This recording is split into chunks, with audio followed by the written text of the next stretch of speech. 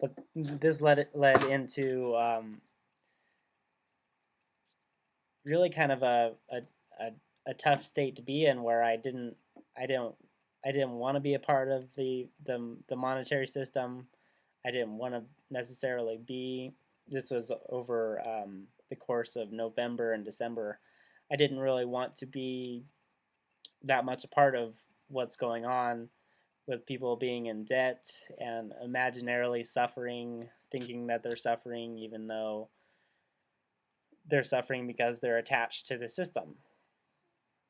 Well, I don't want to be attached to the system. I don't want to have to suffer needlessly.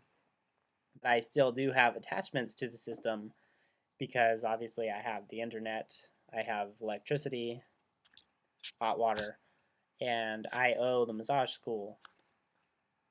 So while I can sell all my stuff, pay back part of the massage school, I'm still gonna owe them some. But it started to look like, well, I can't do that. I can't detach from the system because it's not going to be the best for others. And what also has been important for me is to find the way that I can be the most benefit to others. And while it might be a benefit to others to learn by my example that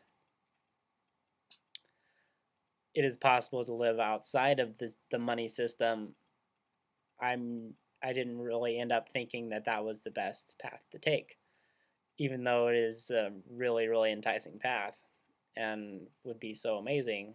It's just not where I'm at right now and able to do right now.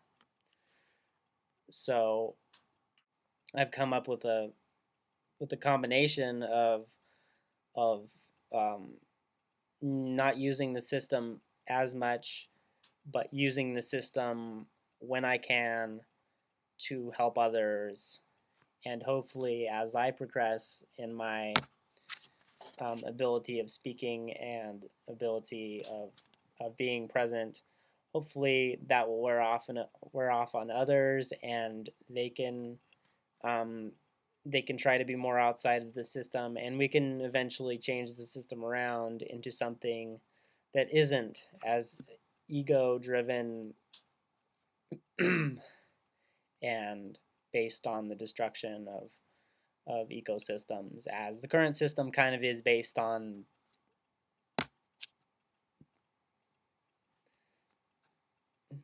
ego. That's all really I need to explain it. I'm not gonna go into the negative vibrations as much as I could on that one. So one of the visions that I had that convinced me to thinking what I'm thinking now in using the system to the benefit of other people is I was just I was laying in bed, and I just had one of these days where it was like, man, you know, I don't want to be in this whole matrix as much as everybody else. So I was laying in bed, and it was really one of the strangest days ever. And those happen a lot, but strange from somebody else's point of view. To me, it's pretty much normal. Seeing different spirits and entities and stuff like that. Well, I was laying in bed and I'm about to go to sleep, maybe minutes away from going to sleep, and I see this spirit being by kind of by the side of my bed, and this is after seeing angels around and other spirits around and other stuff. That this guy looked kind of different. I couldn't really tell necessarily what he looked like,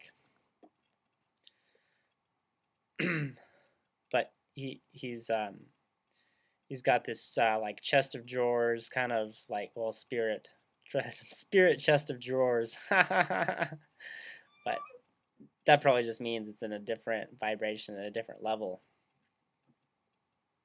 Not necessarily spirit, just higher vibration. But he goes to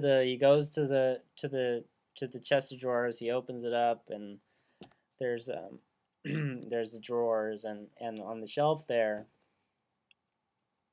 like a box, and then there's a skull, and he opens the skull like it's just a decorative box that's shaped like a skull, and he pulls out this little it looked like a little I had to look to see, but it looked like a little kind of like you imagine like a little miniature gold bar, like maybe even like the miniature candy bar, kind of similar to that shape, a little bit smaller than that, probably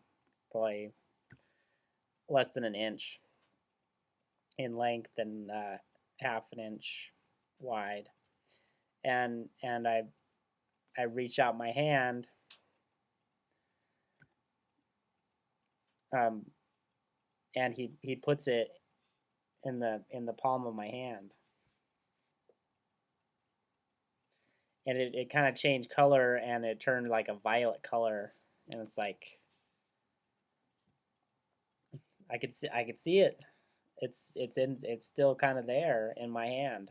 I don't I don't know what to define that as, but this was maybe 2 or 3 weeks ago at the most.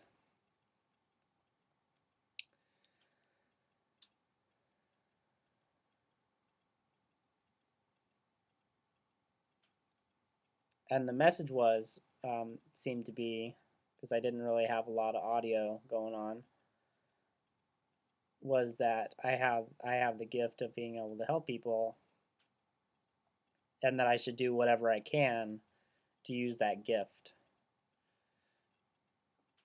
to help other people, to help them feel good, and in some cases help them to heal themselves.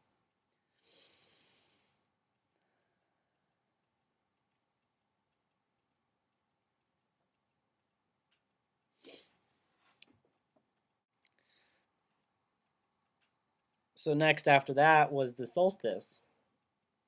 In my, remembrances, I don't write this stuff down really.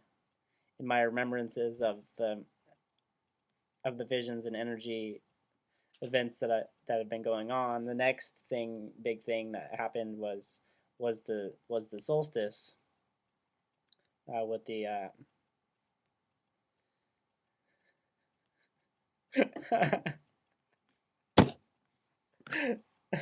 I wanted to say apocalypse, the solstice with the apocalypse, but it was the eclipse. Eclipse, apocalypse, similar word, but it was the solstice with the eclipse. And man, that day was just intense. With the energy, man, it was just like being in an electric chair, kind of like sometimes. But I ended up at the end of the day, I was like, talking to my friend on the phone until 2 in the morning or something like that. It was just like, man, energy, energy, energy, energy. But I guess full moons are like that if you're attuned to it. But that one was just different in that way, that the eclipse kind of intensified it. But I've kind of adjusted more to some of the other energy that's been flowing through.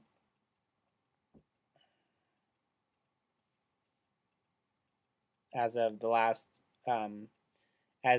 few days, it's been more general consciousness energy, where I could read the general thoughts on how people want their coming year to be, on what they thought of the last year. I don't really think of these things that much, but I could feel what other people were thinking about it, and just like, oh.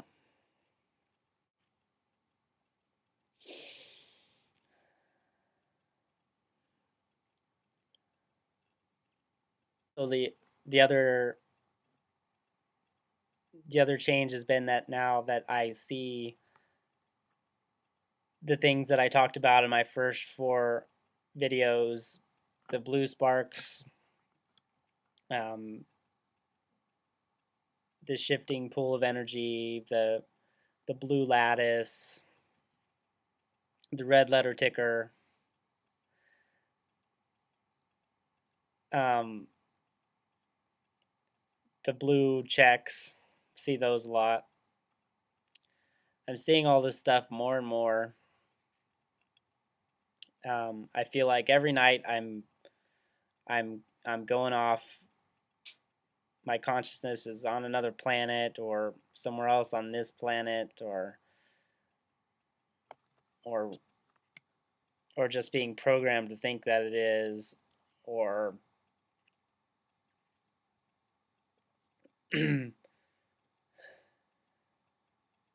or processing a ton of energy, everything like that. I don't really have lucid dreams as much as some people do.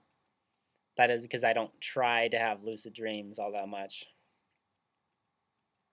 So I've kind of felt like if I tried to have them so much that it would kind of um,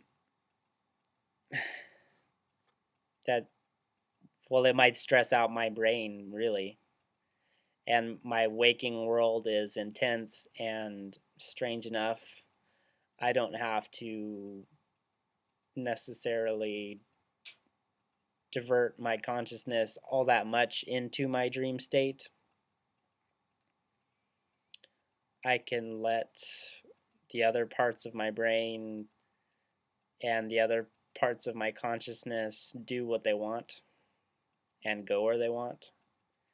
If they bring me back some memories, that's great. But I'm not attached to having to remember, having to remember all my dreams and having to wake up inside my dream every time one is happening or anything like that.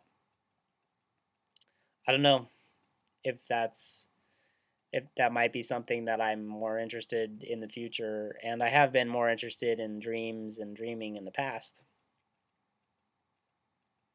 But as of late, I just have a knowingness that everything I do within the dream world is working towards my highest good and the good of everything. There's just advancement of my consciousness to be unfolded. So I can let that unfoldment just go and be. And that's been a great relief, really. And has culminated in a lot of great dreams. I've had more spirit travel type dreams than I could possibly even process and explain, since I've let go of the reins and said, okay, the best thing is going to come out of it no matter what. I don't have to be in control of it. You know? And that's been a blessing. That's been where I've been able to get better sleep too. Whereas when I was trying to be awake while I was asleep all the time, it wasn't as good of sleep. And now when I do have lucid dreams once in a while, it's more of like a fun treat instead of like work. I don't want it to be work. I don't want dreaming to be work. It's not work. It's dreaming. But I've gone far enough for today. I hope you all have had as much fun as I have. Have a good one. Namaste.